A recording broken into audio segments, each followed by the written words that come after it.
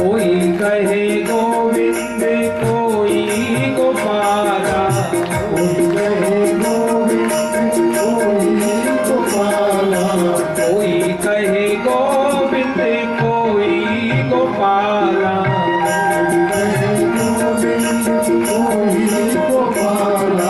मैं तो कहूँ सांवरिया बांसुरिया, मैं तो कहूँ सांवरिया बांसुरिया गाता।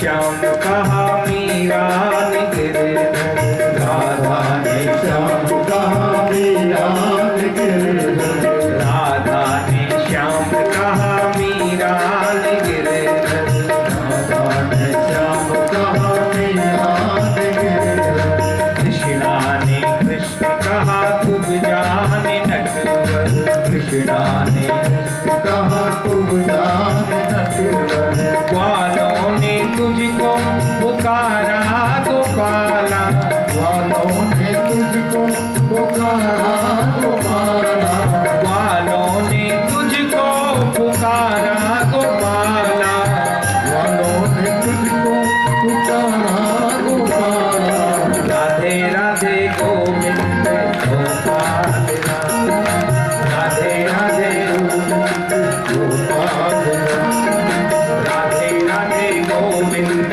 गोपाल राम, राधे राधे गोविंद गोपाल राम, कोई कहे गोविंद कोई गोपाला, कोई कहे गोविंद कोई गोपाला, मैं तो कहूँ सा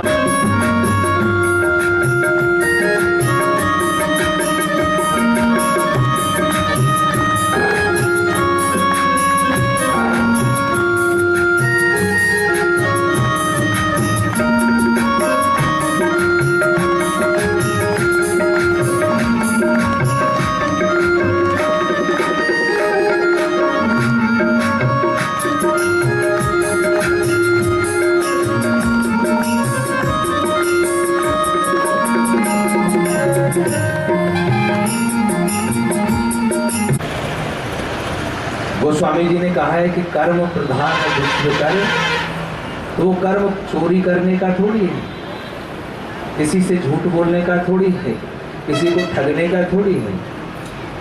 तत्कर्म हरितो संयता, कर्म वो करो जिससे भगवान प्रसन्न हो जाए। और भगवान प्रसन्न कौन से कर्म से होते हैं? जब आप बोलते हो जय श्री, होते हैं या नहीं होती? वाणी गुणानुकृत नहीं, वाणी भगवान ने इसलिए दी है कि जब हम खाली समय रहे तो जय श्री कृष्णा बोले। वाणी गुणानुकथने श्रवणाओ कथायाम, कान वही श्रेष्ठ हैं जो भगवान की कथा सुने। भक्त को 3 बातों की आवश्यकता है। कितनी बातें? और आज से गांठ बांध लेना। बांधना चाहिए कि नहीं बांधना चाहिए? 3 बातें। पहली, स्वधर्म आचरण, जो शास्त्र की मर्यादा है उसका पालन। अरे महाराज मुहूर्त नहीं है तो पाती से ही विवाह हो गया, तो ये विधर्म है, धर्म नहीं है। ये तो फिर धर्म को अपने अनुकूल बनाने वाली बात होगी। स्वधर्म आचरण और विधर्माच निवर्तनम। जो भगवान का भजन करने में बाधा उत्पन्न करे उनको दूर से ही जय श्री कृष्ण। जो बाधा खड़ी कर दे तो दूर से ही बोल दो भैया जय श्री कृष्ण। ऐसे लोगों के क्यों दुष्ट संग नहीं दे विधाता, याते भलो, ऐसे लोगों को दूर से प्रणाम करो। तीसरा, इंद्रियास्व विनिग्रह। सुखदेव जी कहते हैं कि इंद्रिय रूपी जो घोड़े हैं, हमारे इंद्रियों रूपी जो घोड़े हैं, यही तो भागते हैं। भागते हैं कि नहीं भागते? आंखें कहती हैं भागो, कान कहते हैं जितनी चुगली सुन सको सुन। बोलो राधे। हो सकता है 2-3 दिन में तो नहीं हुआ होगा,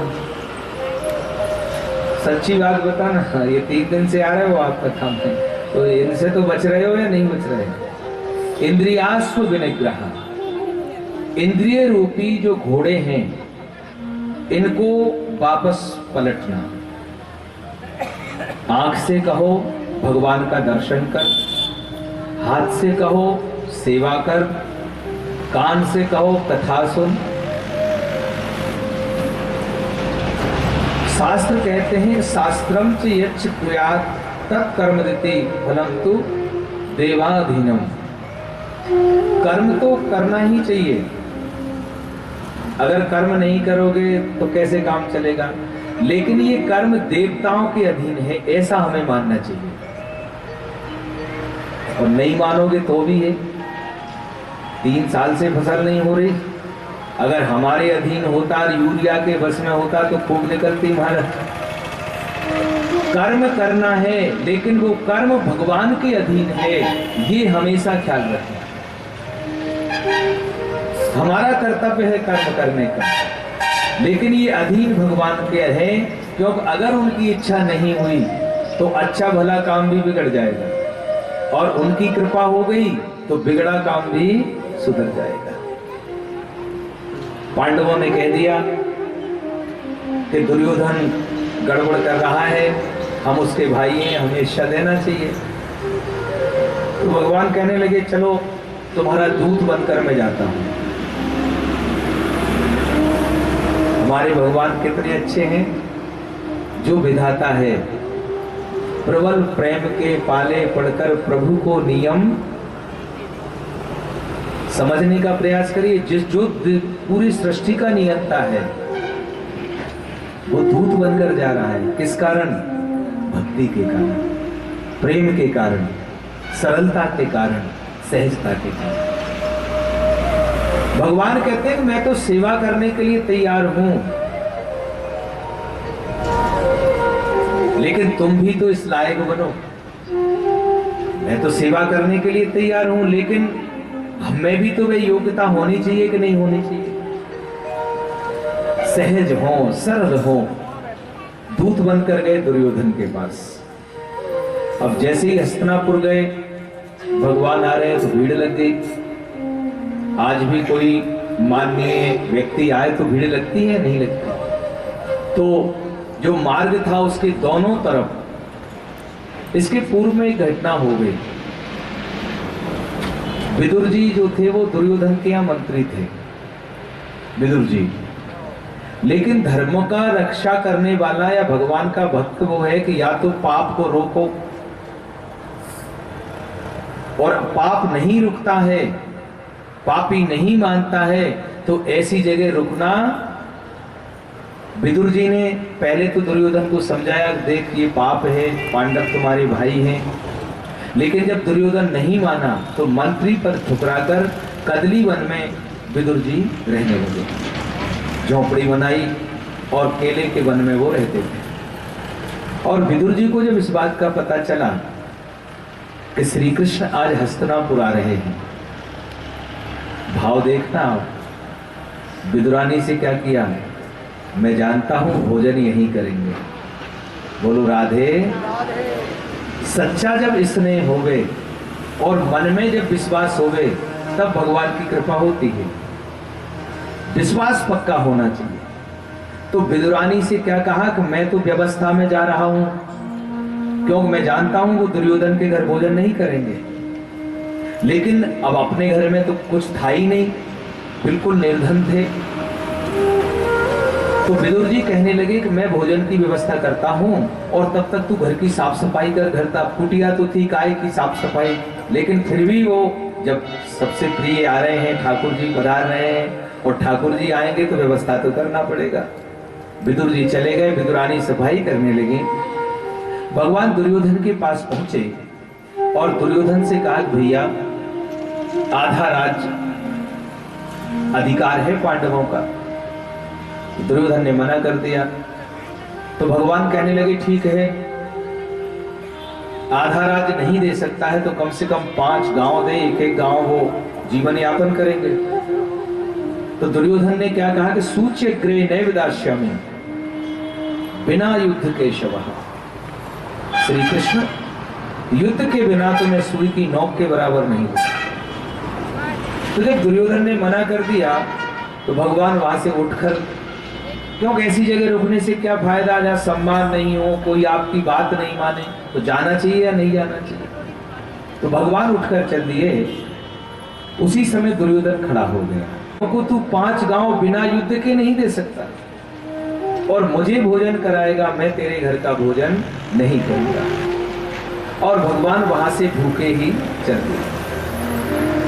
भगवान को भूख तो लग रही थी, ठाकुर जी भूखे तो थे, तो भगवान को भूख लग रही और भगवान को ध्यान आया कि विदुर काका के यहाँ भोजन करना चाहिए।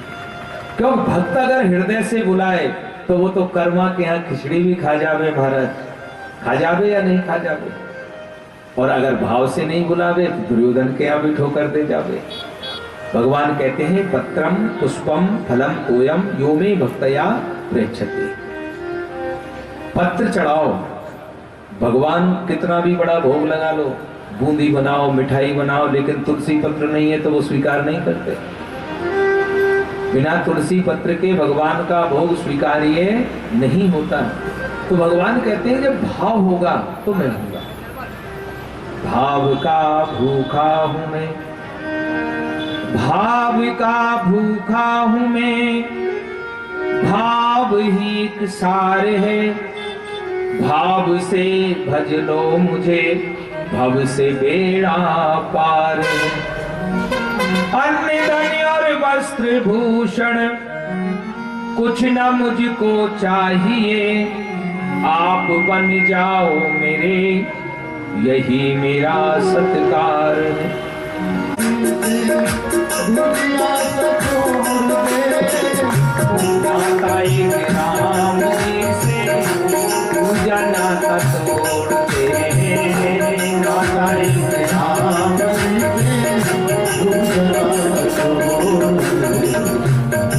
की आशा त्याग, की आशा त्याग, काम कर दे।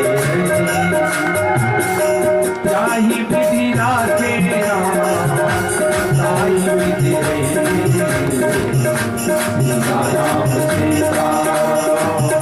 प्रिय व्रत के वंश में थे। कल आपने उत्तानपाद के वंश की कथा सुनी, जिसमें ध्रुव हुए, महाराज अंग, प्राचीर वही, पृथु, ये उत्तानपाद के वंश में थे। स्वयंभू मनु के पहले पुत्र, स्वयंभू मनु के दूसरे पुत्र थे प्रियव्रत।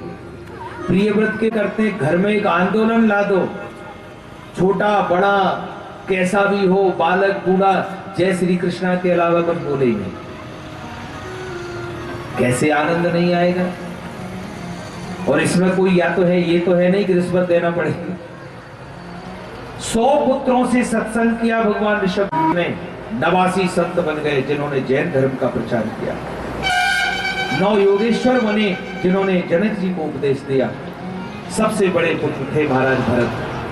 भरतस्तु महाभागवतो, सुखदेव जी कहते हैं, भरतस्तु महाभागवतो यदा भगवता बनिपलित परिपालनाय सिंचन्ति तदस्तानुशासन परः पंचजनी विश्वरूप दुहितर में पेये में। परीक्षित विश्वरूप प्रजापति की कन्या पंचजनी के साथ भरत का विवाह हुआ। 5 पुत्र उत्पन्न हुए। और जब भगवान ऋषभदेव देखा भरत राज्य कर सकता है, सौंप दिया भरत को बाहर। हमारे दुख का कारण एक और है, बेटा कमाने लगे तो भजन करना चाहिए कि नहीं? करते हो कि नहीं? बेटा कमाता है ना, आपका कमाता है। भगवान ने तुम्हें मनुष्य दे दिया काम करने के लिए पुत्र के रूप में। विवाह नहीं होवे तब तक ब्रह्मचर्य का पालन करो, विवाह हो जाए गृहस्थ का पालन करो। पुत्र को, पुत्री को, भाइयों को, पत्नी को, उनको संरक्षण दो। लेकिन जब पुत्र कमाने लगे तो वानप्रस्थ को धारण कर लो। और वानप्रस्थ का अर्थ क्या है? लंगोट लगाना नहीं है। घर में ही एक कमरा ऐसा बना लो कि ठाकुर जी के और तुम्हारे बीच में कोई दूसरा नहीं आ जाए, जगत नहीं आ जावे। वानप्रस्थ ये नहीं है कि जंगल में जाके ही होगा। हाँ, घर में ही कक्ष ऐसा हो जहां ठाकुर जी का भजन हो जाए। तो भगवान ऋषभदेव ने देखा कि मेरा पुत्र भरत राज संभाल सकता है, राजगद्दी पर बिठाला, वानप्रस्थ धारण कर लिया और भरत ने 1 करोड़ वर्ष तक राज्य किया। कितना? 1 करोड़ वर्ष तक। यहाँ तो थोड़े बहुत में ही गड़बड़ हो जाती है। बोलो जय श्री। ऐसे थोड़ी बोलना है, भूल जाते हो। जय श्री अभी भी कंजूसी है, एकदम खुल के बोल दिया करो जय श्री। हाँ, उससे बहुत फायदा है, बीमारी नहीं होगी, कभी मुंह में छाले नहीं पड़ेंगे। ये छाले पड़ जाते हैं ना, उल्टा सुल्टा खा ले, लेकिन जय श्री कृष्णा बोलोगे तो छाले भी नहीं पड़ेंगे। ठाकुर जी रक्षा करेंगे। तो हमें ठाकुर जी का नाम लेना चाहिए। तो भगवान ऋषभदेव, भरत ने 1 करोड़ वर्ष तक राज्य किया। सुखदेव जी कहते हैं भरत ने देखा कि मेरा पुत्र सुमति राज्य को संभाल सकता है, तो सुमति को राजगद्दी पर बिठाया और वानप्रस्थ धारण करके संकल्प लेकर गंडकी नदी जहां से निकलती है, शालिग्राम निकलते हैं आज भी, नाभि वाले, हिरण्य नाभ वाले, तुलसी का पौधा डालो स्वतः ही वो विग्रह आ जाता है। शिव के गाल से मान्यता है कि सती जब दक्ष के यज्ञ में भस्म हुई थी, अपना शरीर उन्होंने युगाग्नि से जलाया और भगवान शिव ने सती के शरीर को लेकर जो तांडव किया तो सती का गाल वहां पर गिरा। गंडकी नदी, उद्गम विद्याधर कुंड। ये जो आजकल टीवी में रुद्राक्ष आते हैं ना, ये फल नहीं देते इतना, ये तो एक व्यापार का दृष्टिकोण है। और हम तो व्यासपीठ से कहते हैं ऐसे धंधे करने वालों से कभी भगवान के सामान नहीं लेना चाहिए। जो व्यापार करे, जो दुकान खोलकर, दुकान और सामान की होती है, भगवान की थोड़ी होती है। जो भगवान के नाम से व्यापार करे ऐसे लोगों को दूर से ही प्रणाम कर लेना चाहिए। करना चाहिए, नहीं करना चाहिए। हनुमान जी का यंत्र बेचते हैं टीवी पे। हनुमान जिन्होंने लंका को जलाया हो, संजीवनी बूटी लाए हो, उनके नाम का व्यापार कर रहे हो। जो श्रद्धा का, भाव का और समर्पण का विषय है, उसका व्यापार किया जाए। तो गंडकी नदी, जब आप पशुपतिनाथ का दर्शन करने जाते हैं तो गंडकी मार्ग में आती है, और आप जब स्नान करते हैं तो दुर्गम हिमालय में रुद्राक्ष के वृक्ष हैं जो जलधारा के साथ आते हैं। एक मुखी, पंचमुखी, जितने भी उसके 1 से लेकर 14 मुख तक रुद्राक्ष होता है, वो गंडकी में मिलते हैं। और गंडकी में जो रुद्राक्ष मिले और वो अगर आपको प्राप्त हो जाए तो ये मानना चाहिए कि साक्षात वो भगवान शिव की कृपा हमें प्राप्त हो जाए। पुलस्त ऋषि का आश्रम था और भरत जी ने पुलस्त ऋषि के आश्रम के निकट, क्यों कि भजन भी वहां होगा। वैसे भी आप घर में भजन करो, वानप्रस्थ में भी घर से बाहर क्यों बताया कि घर में भजन करोगे तो पोता गोद में बैठकर मुंह झुकाड़ेगा, कंधे पे बैठ जाएगा, बाल खींचेगा, तो भजन थोड़ी, वो पोता और आ जाएगा भजन। भगवान तो नहीं आए और पीछे ही जगत आ गया। बोलो राधे। तो वानप्रस्थ का मतलब ये है कि मंदिर में जाके भगवान का भजन करो, एकांत में ठाकुर जी का भजन हमें करना चाहिए। तो वानप्रस्थ धारण करके जब भरत पुलस्त ऋषि के आश्रम के पास गंडकी के किनारे भजन करने लगे, लेकिन गड़बड़ हो जाती है महाराज। भगवान ठोक बजा कर तो देखते हैं नहीं देखते। एक बार क्या हुआ, बड़ा सुंदर भाव है। संत नामदेव महाराष्ट्र के बहुत बड़े संत हुए हैं। नामदेव आज से 1500 वर्ष 1500 वर्ष के लगभग संत नामदेव तुकाराम विठल भगवान के भक्त हुए हैं। ये पंढरपुर में विठल का मंदिर है, चंद्रभागा नदी के किनारे महाराष्ट्र में। और विठल श्री कृष्ण का ही स्वरूप है। जो विठल भगवान है श्री कृष्ण का ही विग्रह भगवान विठल का है। तो संत ज्ञानेश्वर संत नामदेव जो थे उनको विठल का साक्षात दर्शन होता था, विठल भगवान का। एक बार सभी संत 10-15 संत थे, यात्रा के लिए जब वो निकले तो रास्ते में किसी नगर में एक गोरा कुम्हार रहता था। तो वो संतों सेवक था, अतिथि सेवा करता था, अतिथियों की सेवा करता था। गोरा कुमार के यहाँ संतों ने विश्राम किया, भोजन बनाया और भोजन प्रसादी करने के बाद संत विश्राम कर रहे थे तो संत ज्ञानेश्वर के हाथ में गोरा कुमार की हथौड़ी आ गई। जल पीने लगी तो शेर के दहाड़ने की आवाज पीछे से आई और अपने प्राणों की रक्षा के लिए उस हिरणी ने दूसरे किनारे पर छलांग लगाई। गर्भवती थी वो हिरणी का छोटा सा बच्चा बाहर निकला और सीधा भरत के हाथ में आकर गिरा। दूसरे किनारे पर हिरणी गिरी और तत्काल हिरणी के प्राणांत हो गया। महाराज भरत के हाथ में वो हिरणी का बच्चा था। जिस माता ने जन्म दिया वो माता मरी हुई पड़ी थी। भरत जी सोचने लगे, देखो ये हिरणी का बच्चा कितना अभागा है। जिस माता ने जन्म दिया है वो तो किनारे पर मरी हुई पड़ी है। अब मेरे सिवाय इसका रखवाला कोई नहीं है और यही परीक्षा में अनुत्तीर्ण हो गए। सेवा जब ममता में आ जाती है तो जीव का पतन हो जाता है। भरत का यह दायित्व था कि हिरणी के बच्चों को जब थोड़ा बड़ा हो जाता तो हिरण झुंड में छोड़ देते, लेकिन उसे अपना मान लिया। लेकर कुटिया में आए, सेवा थी ये, लेकिन ममता हो गई तो सोते में नींद खुल गई, पता नहीं कैसा होगा। देखा तो पास में बैठा, फिर सो गए। सपने में हिरणी का बच्चा। दूसरे दिन 1 घंटा लग गया। 24 घंटे भजन करते थे लेकिन 23 घंटे हो गए।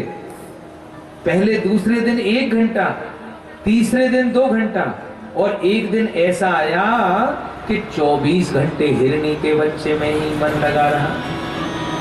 और वो हिरणी का बच्चा कौन है? मेरे बेटे का क्या होगा, मेरी दुकान का क्या होगा, मेरे खेत का क्या होगा, सभी पकड़ के बैठे ना। महाराज कथा में तो आते लेकिन हिरणी का बच्चा बैठा हुआ है। बोलो राधे। कथा तो बड़ी अच्छी है, हमें भी लग रहा है ठाकुर जी की, लेकिन क्या करें, ये हिरणी का बच्चा नहीं छोड़ता। सेवा और ममता, इसके अंतर को समझने का प्रयास करना है। एक पिता का कर्तव्य है पुत्र को योग्य बनाना, लेकिन अगर ममता करेगा तो प्रतिफल भी चाहेगा कि मैंने वो योग्य बनाया है, बदले मुझे दे। क्यों दे महाराज? अगर आपने उसमें संस्कार दिया है तो पुत्र क्यों नहीं देगा? वो तो बिना मांगे देगा। जब जीव माया में पड़ जाता है, यह एक भाव है, बोलिए गिरिराज धरण के, माया में मन अपना जो फांसे रहते, माया में मन अपना जो फांसे रहते, माया में मन अपना जो फांसे रहते, माया में मन अपना जो फांसे रहते, रह कर के समंदर में वो प्यासे रहते, रह कर के समंदर में वो प्यासे रहते। सभी बोलिए, माया में मन अपना जो फांसे रहते हैं,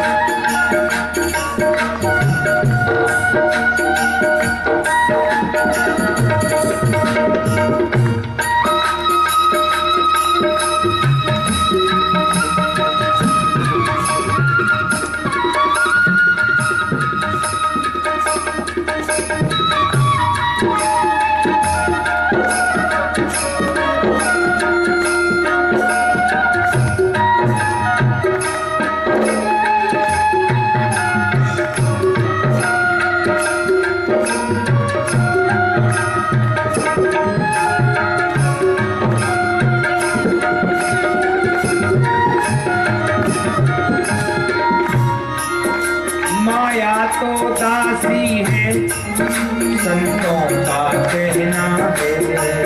माया तो दासी है, संतों का कहना है। पर आज के इंसान का माया ही कहना है। पर आज के इंसान का माया ही कहना है।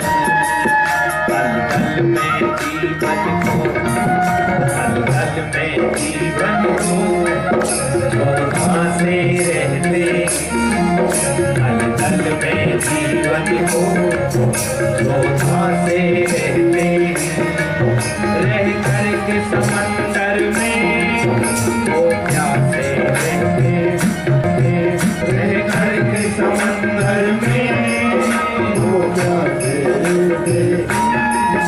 माया में बने अपना धोखा से रहते, माया में बने अपना धोखा से रहते।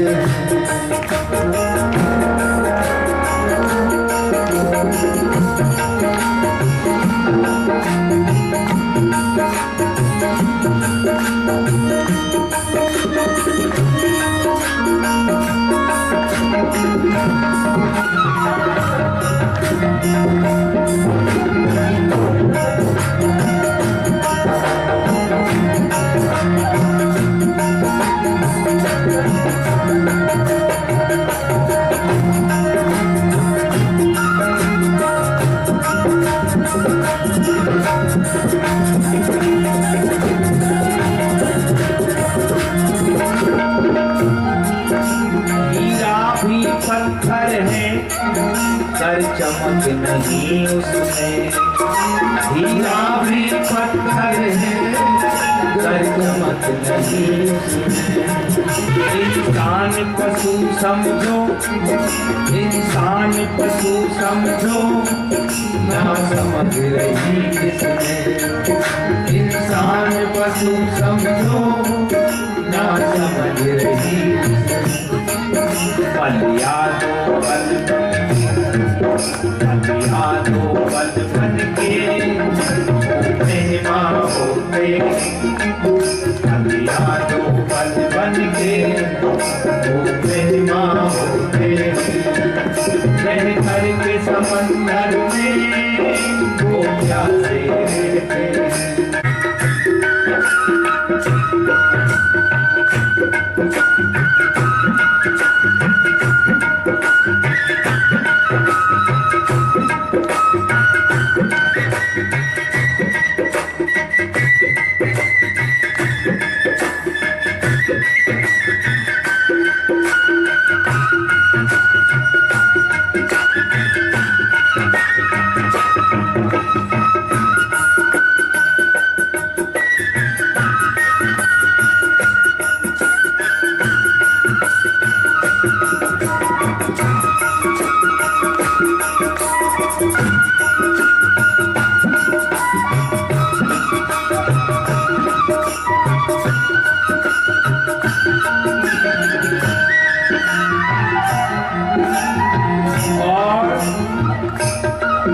नफरत निंदा चुगली भक्तों जो करते, नफरत निंदा चुगली भक्तों जो करते हैं।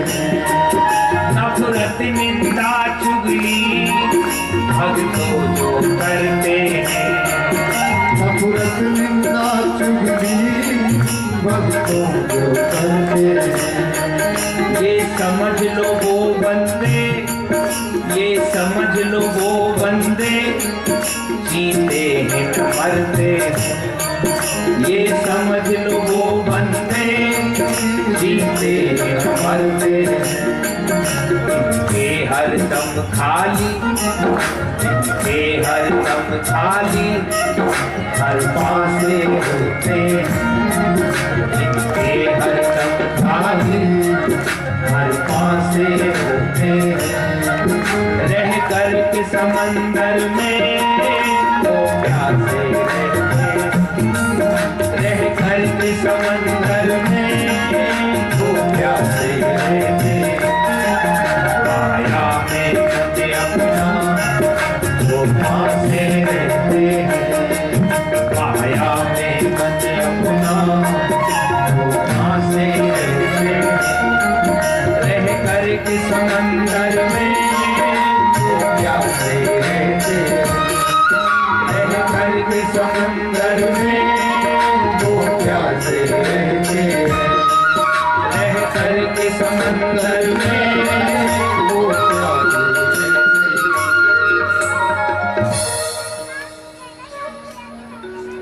हो गई भरत को हिरण के बच्चे में।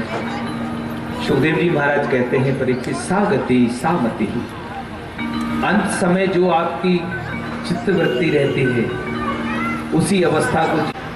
तो झुंड को छोड़ दिया और हिरणों से अलग रहने लगे। हिरण की योनि को जब इन्होंने त्यागा, अचानक पालकी फिर टेढ़ी हो गई। राहुगण को और गुस्सा आया और वो कहने लगा, क्या तेरी चिकित्सा करना पड़ेगा, तुझे दंड देना पड़ेगा, तुझे मेरा भय नहीं है, मैं राजा बैठा हुआ हूं, आत्मज्ञान प्राप्त करने जा रहा हूं। भरत जी को हंसी आ गई। अभी तो राजा बैठा हुआ है, अभी तो पालकी बैठी हुई है, अभी तो सिंधु देश बैठा हुआ है। अब जब भीतर से भरा हुआ है तो आत्मज्ञान कहां से आएगा? जब तक खाली नहीं होगा दूसरा सामान कैसे आएगा?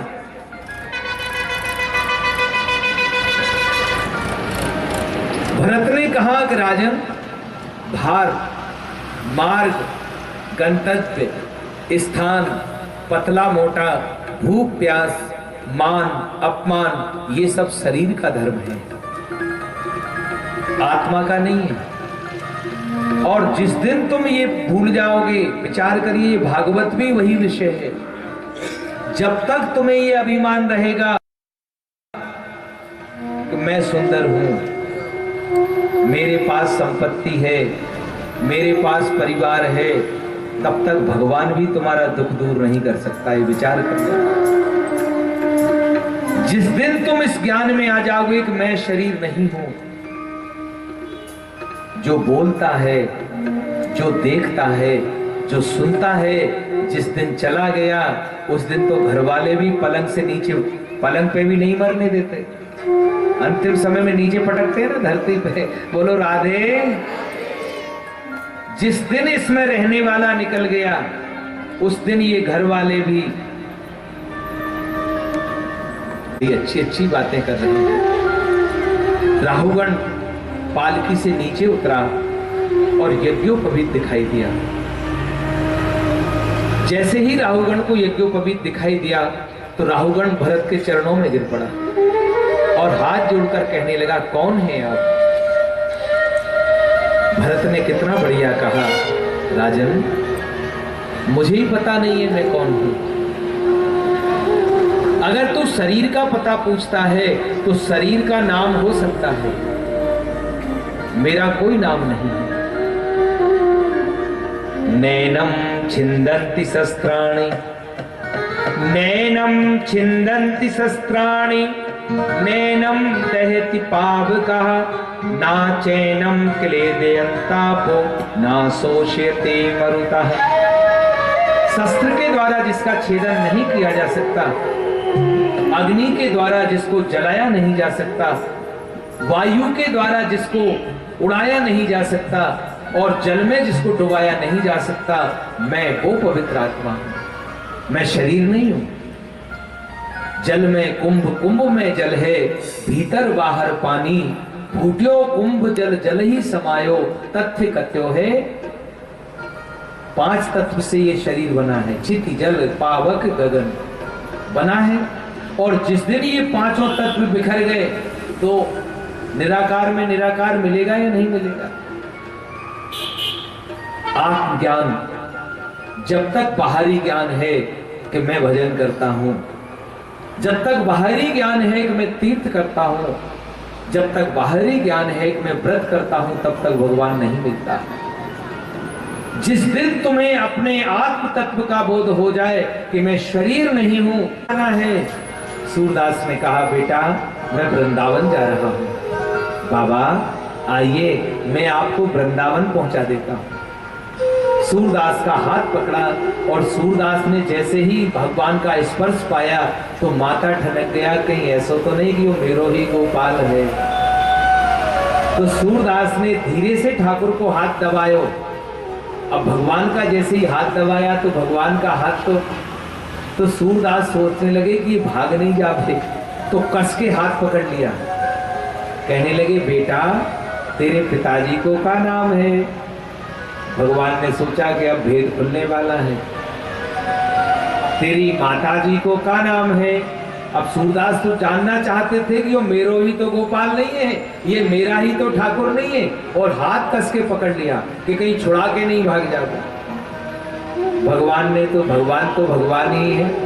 भगवान ने कहा, अरे ओ बाबा जी, मैं छोटा सा बालक हूँ और इतने कस के हाथ पकड़ रखा है, हाथ में दर्द हो रहा है, पहले तो ये दूसरा हाथ पकड़ो तब बताता हूँ माता जी का नाम।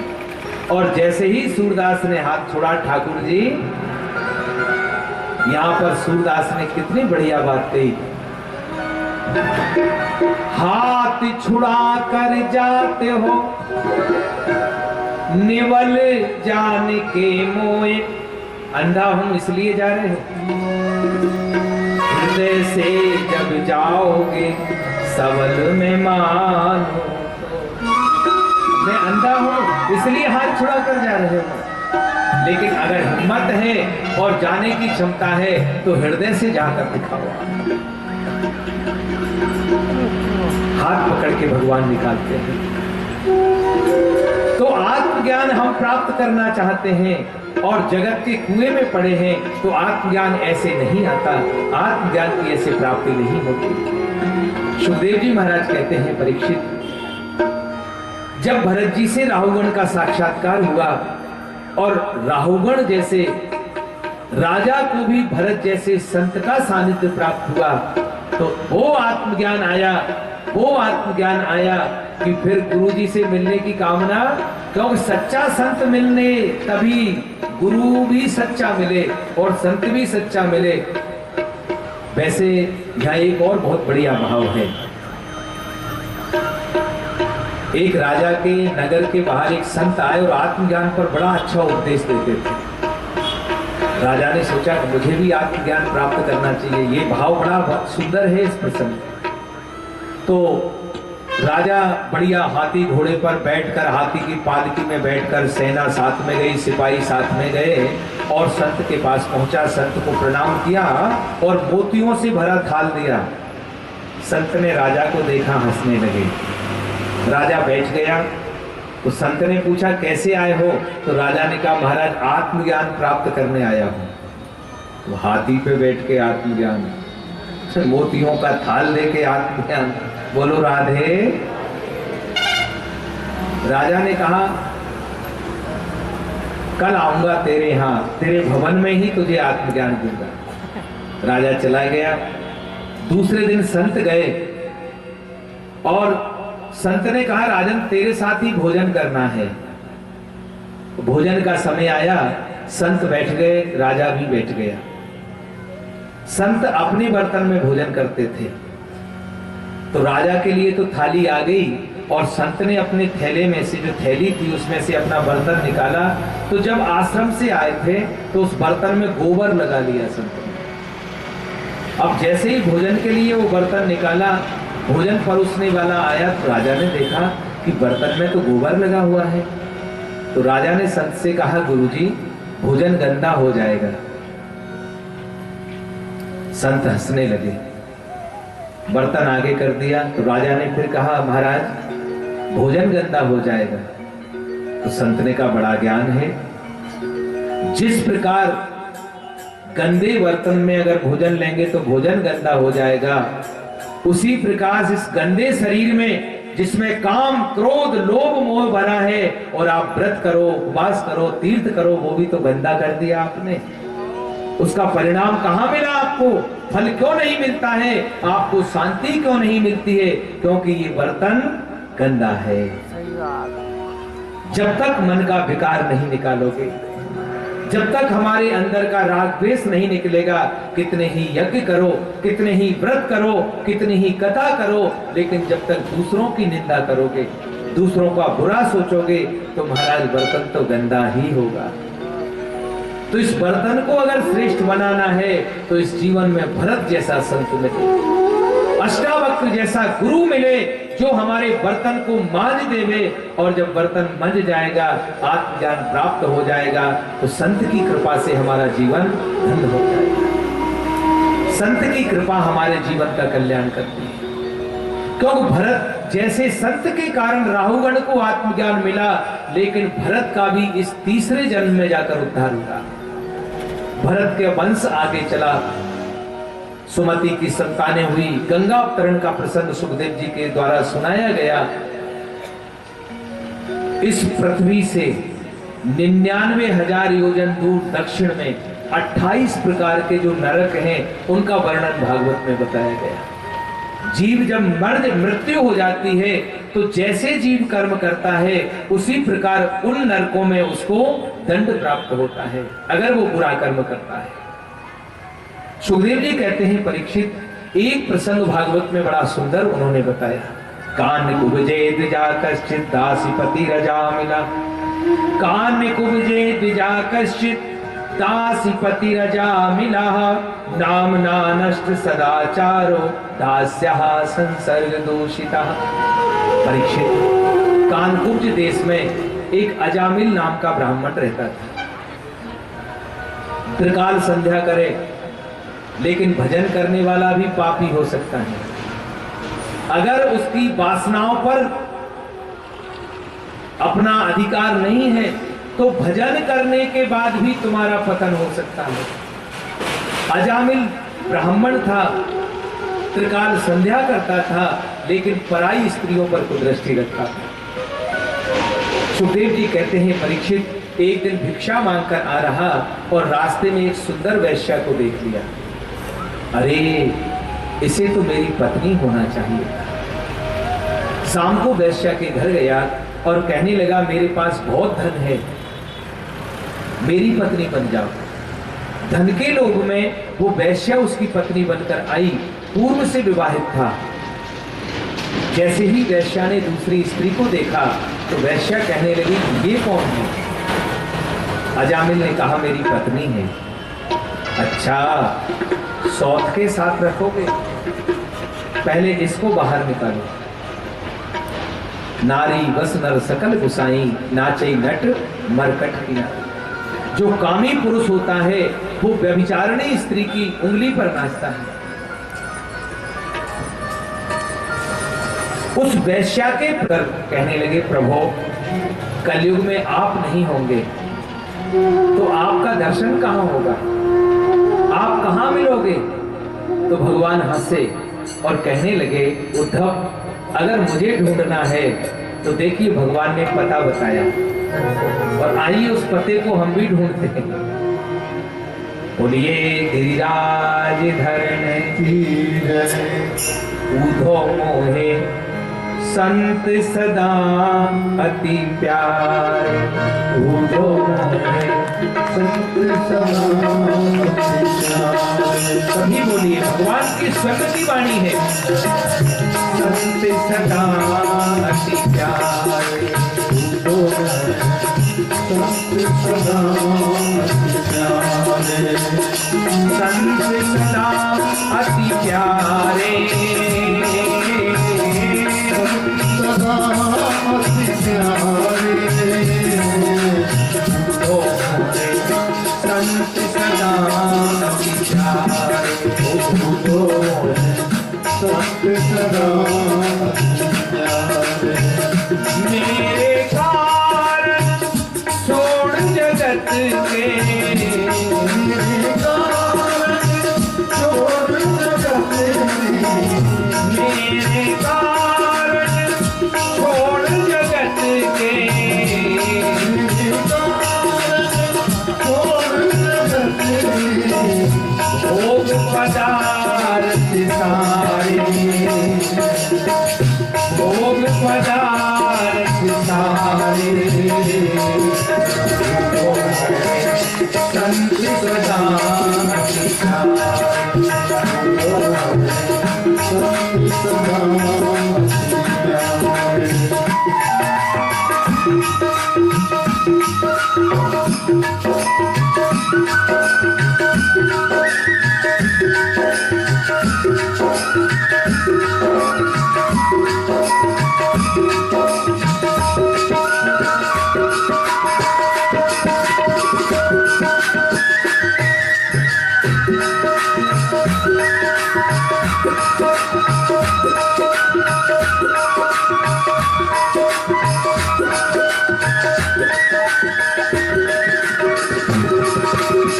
अति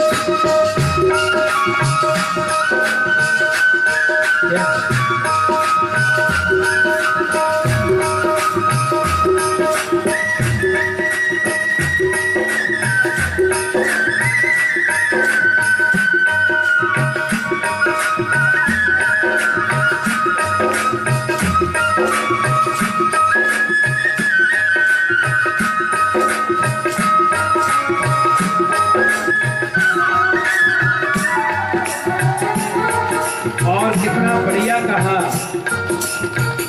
मैं संतन के पीछे जाऊं, मैं संतन के पीछे जाऊं, मैं संतन के पीछे जाऊं, मैं संतन के पीछे जाऊं, जहाँ जहाँ संत सिधारे, जहाँ जहाँ संत सिधारे, चरणन रज निज अंग लगा, चरणन रज निज अंग लगा, चरणन रज निज अंग लगा, चरणन रज निज अंग लगा, शोधुगात हमारे, शोधुगात हमारे, संत सदा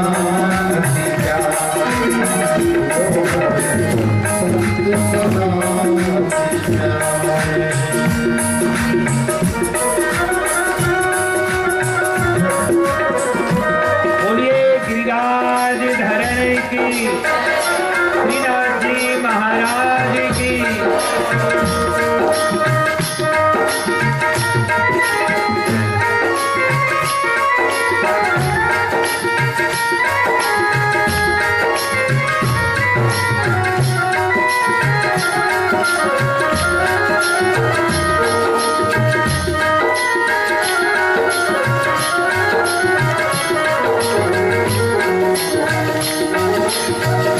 संत मिले तब मैं मिल जाऊं, संत मिले तब मैं मिल जाऊं, संत मिले तब मैं मिल जाऊं,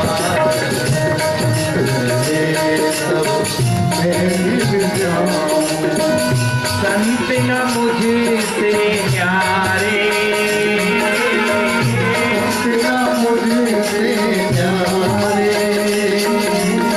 और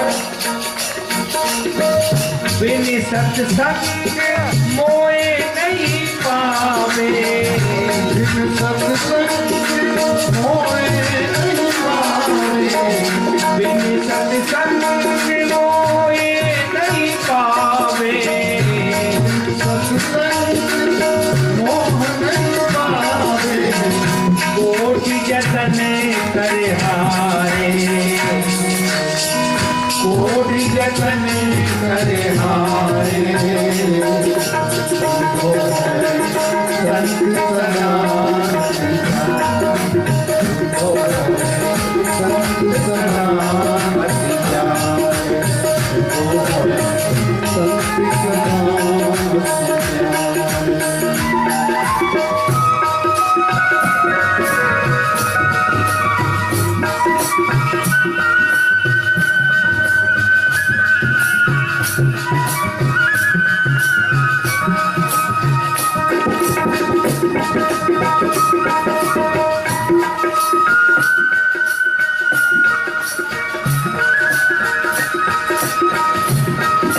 एक बार बड़े प्रेम से बोलिए जय श्री राधे, जय श्री।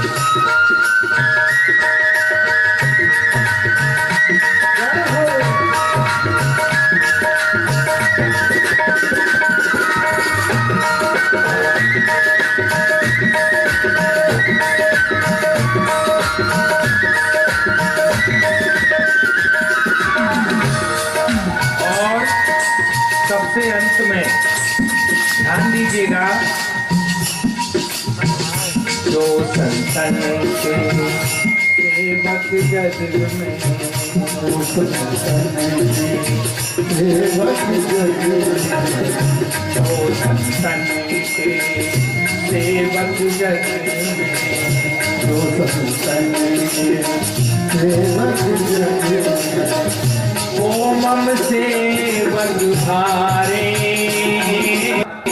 ओ मम सेवक भारे, भज कृष्ण कन्हैया, पार करेंगे नैया, भज कृष्ण कन्हैया। सभी बोले और प्रेम से सेवा देवे।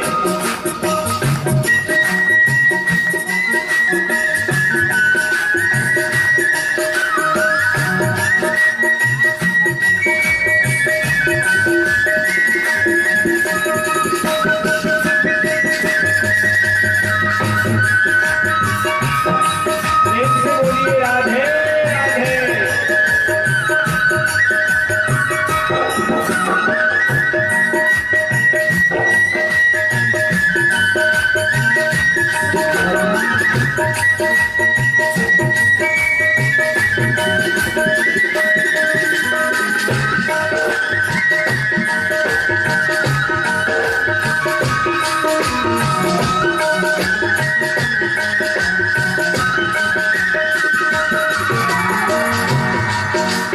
बाल कृष्ण गोपाल हमारो, बाल कृष्ण गोपाल हमारो, प्रतिभाजन के आनंद प्यारो, रविवार के आनंद प्यारो, बाल कृष्ण गोपाल हमारो, गोपाल हमारो, प्रतिभाजन के आनंद प्यारो, आनंद प्यारो, मेहर को सैया भज कृष्ण ओ नंद गोपिया,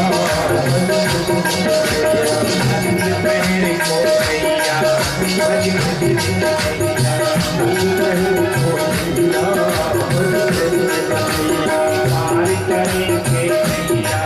भज कृष्ण कन्हैया।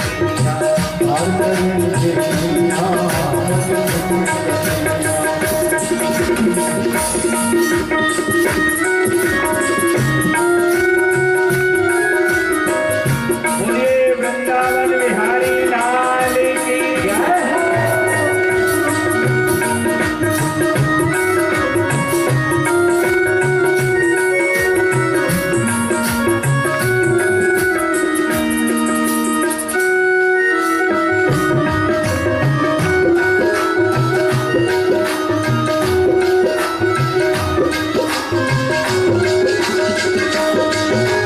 पाल पाल संग से चरावे,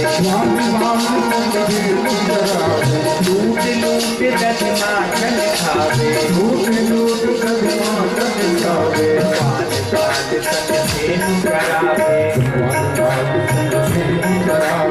लूट लूट दधिमाखन खावे, माखन चोर कन्हैया, भज कृष्ण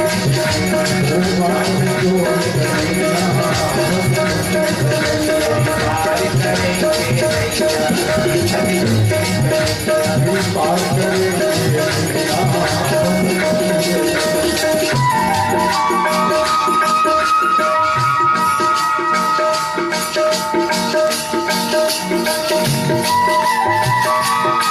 धीरे धीरे सेवा दीजिए।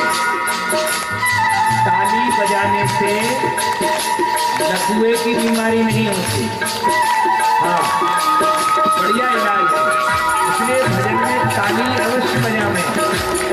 आपकी रक्त वाहिनी जो नलियां हैं, रक्त संचार